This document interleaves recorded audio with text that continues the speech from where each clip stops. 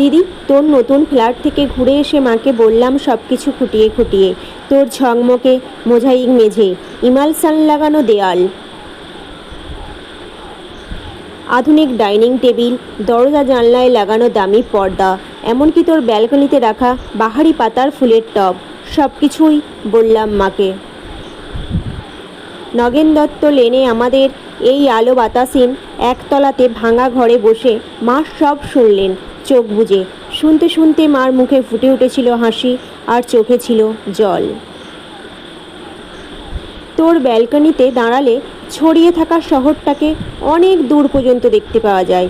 বসবার ঘরের দেয়ালে নতুন কেনা একটা সুন্দর পেন্টিং ঘরটাকে কি গাম্ভীর্যে ভরিয়ে তুলেছে।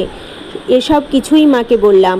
চোখ বুজে শুনতে শুনতে মার মুখে ফুটে উঠেছিল হাসি আর চোখে আসছিল জল। দিদি, তোর চেহারাটা আগের থেকে অনেক ঝকঝকে সুন্দর হয়েছে। ফর্সা হয়ে গেছিস অনেকটা, যদিও তোর হাসিটা আছে ঠিক সেই ছেলেবেলারই মতো।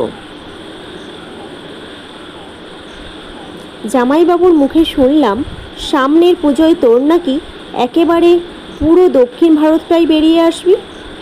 মা নগেন দত্ত লেনের অন্ধকারে ভাঙাচোরা ঘরে বসে এইসব শুনতে শুনতে হাসছে, আর কেন জানি না মার চোখে এসেছে